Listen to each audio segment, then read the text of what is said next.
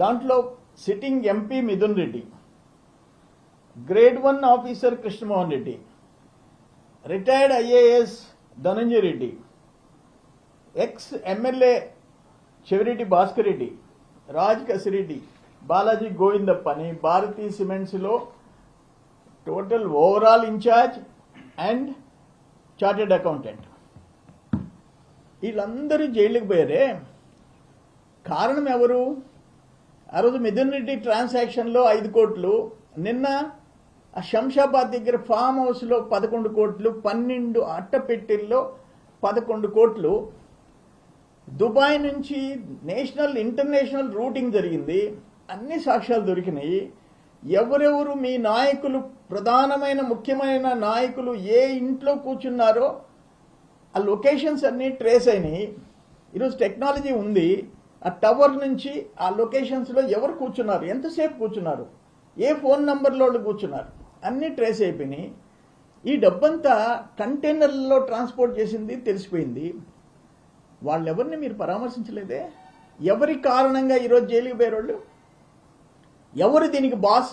3,700 crores, ఒక 12 పెట్టెల్లో 11 కోట్లు, 3,700 కోట్లు. ఎన్ని పెట్టెలు? 4,000 బాక్సెస్, 4,000 అట్టపెట్టెలు. ఈ 4,000 అట్టపెట్టెలు ట్రాన్స్పోర్ట్ చేయాలంటే ఎన్ని కంటైనర్లు కావాలా, ఎన్ని లారీలు కావాలా? ఆల్మోస్ట్ 200 లారీల్లో ట్రాన్స్పోర్ట్ చేస్తే ఈ 4,000 అట్టపెట్టెలు 3,700 కోట్లు ట్రాన్స్పోర్ట్ అవుతాయి.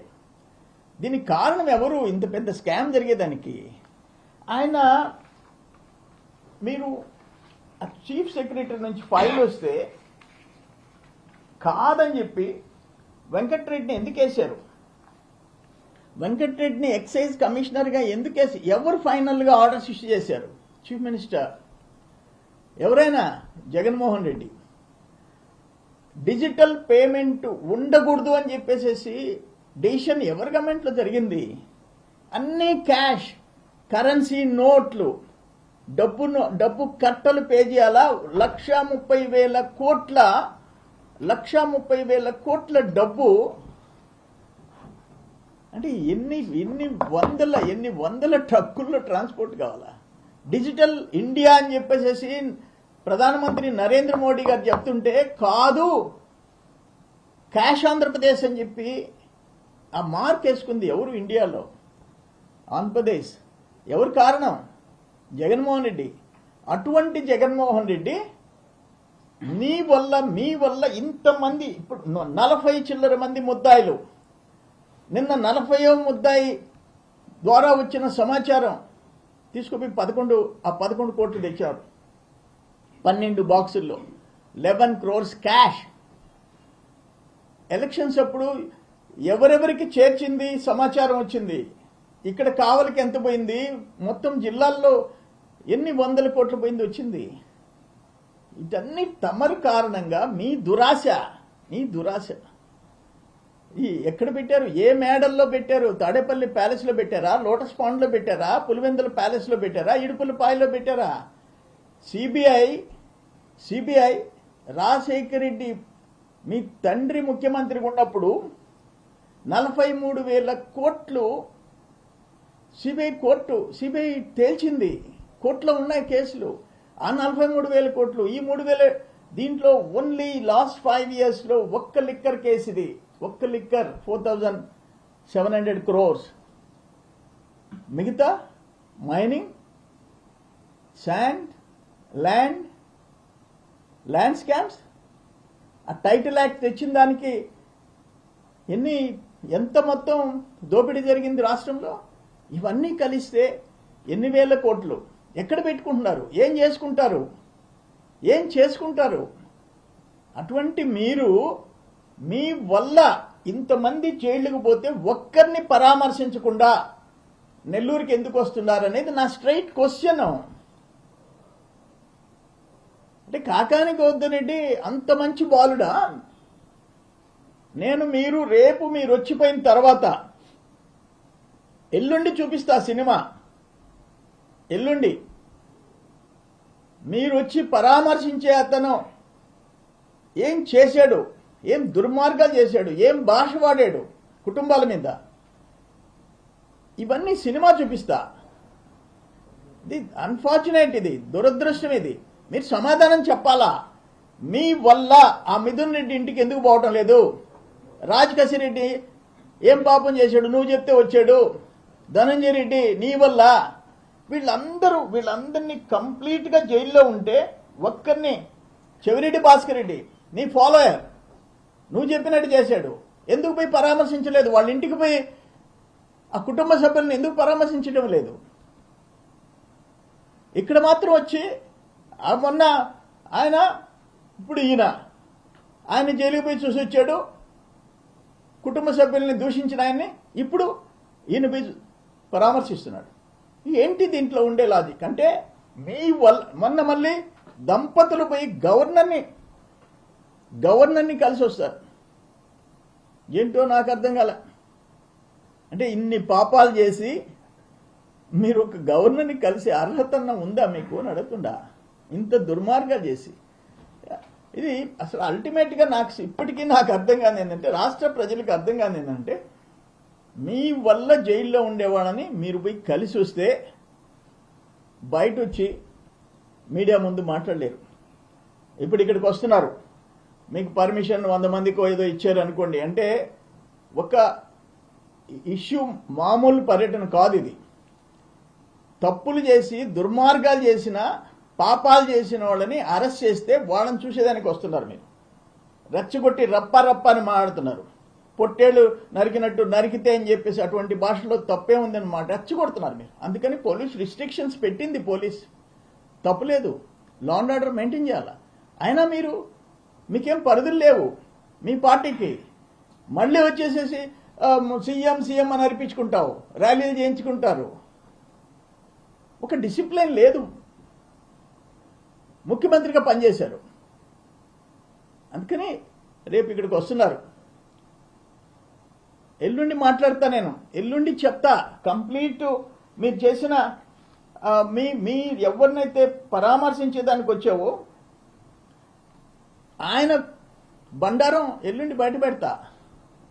మేము ఊరికే నేను ఇంకో మాట చెప్తుండా, మీ కాకాని గోవర్ధన్ రెడ్డి మీరు ముఖ్యమంత్రి, ఆయన మంత్రి, ఇద్దరు ఎంఆర్ఓలు ఎందుకు, ఇద్దరు తహసీల్దార్లు ఎందుకు సస్పెండ్ అయినారు సర్వేపర్లో? ఎంతమంది ఎక్సైజ్ వాళ్ళు సస్పెండ్ అయినారు? ఎంతమంది డిజిటల్ అసిస్టెంట్లు, డిప్యూటీ తహసీల్దార్లు సస్పెండ్ అయినారు? అంటే మా వల్లేరా? ఇప్పుడు మేము తప్పుడు కేసులు పెట్టామో, అప్పుడు మాగుంట శ్రీనివాసరెడ్డి మీ వైసీపీ ఎంపీగా ఉండేటప్పుడు ఆయన మీద క్రిమినల్ కేసు పెట్టారు, అది కూడా మేము పెట్టామా? తెలుగుదేశం పెట్టిందా? మీరు ముఖ్యమంత్రి, మీ ఎంపీ మీద క్రిమినల్ కేసు పెడితే ఎవరు పెట్టారు? ఎవరు మంత్రి? కాకాని గోవర్ధన్ రెడ్డి. ఇద్దరు తహసీల్దార్లు, ఇప్పుడు ఒక తహసీల్దారు, ముగ్గురు తహసీల్దార్లు.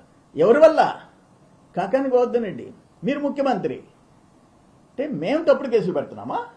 మేము పెడుతున్నామా? మీ గవర్నమెంట్లో పెట్టినాయి కరెక్ట్ కేసులా? మీ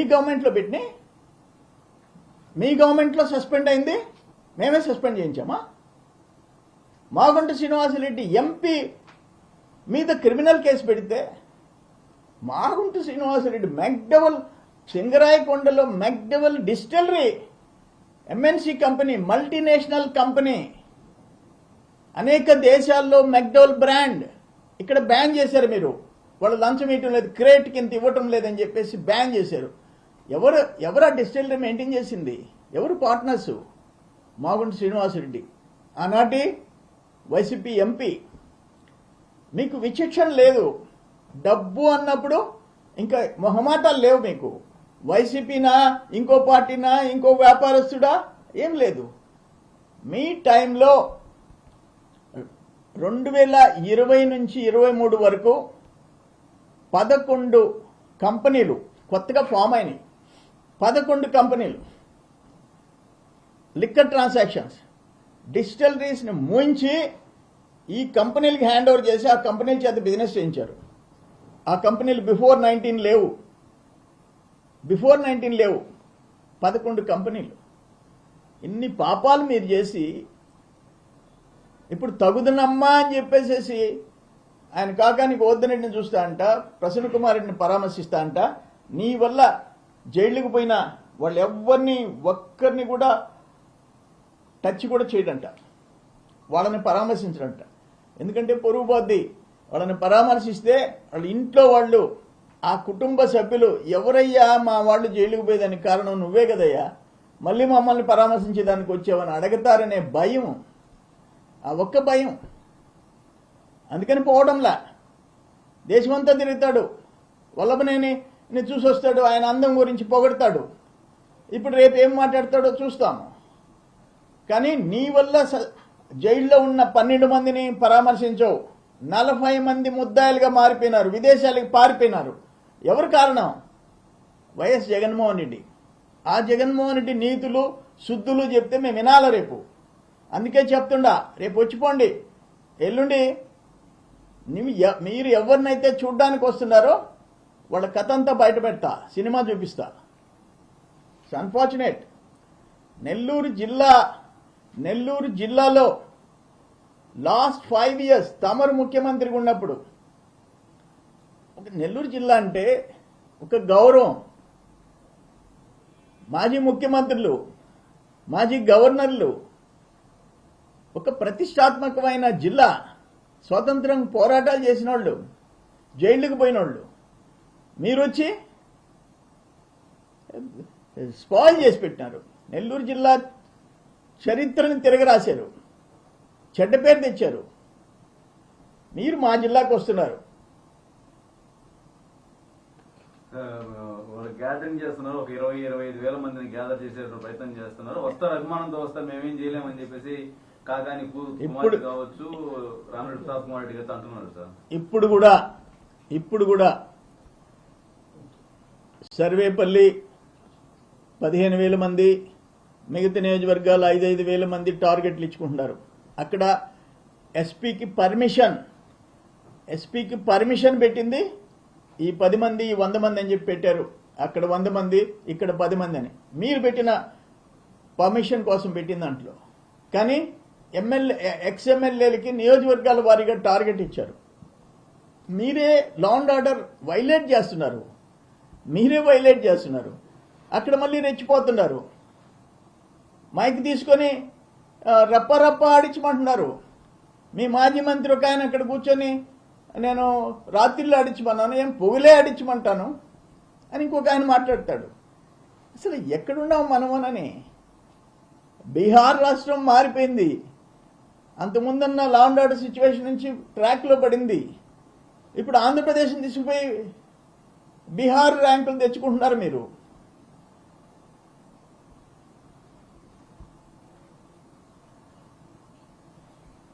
ఓకే,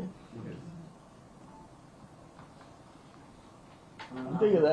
ఆయన వల్ల అరెస్ట్ అయిన వాళ్ళని ఒక్కరిని పరామర్శించకుండా మిథున్ రెడ్డి, ధనంజయ రెడ్డి, కృష్ణమోహన్ రెడ్డి, బాలాజీ గోవిందప్ప,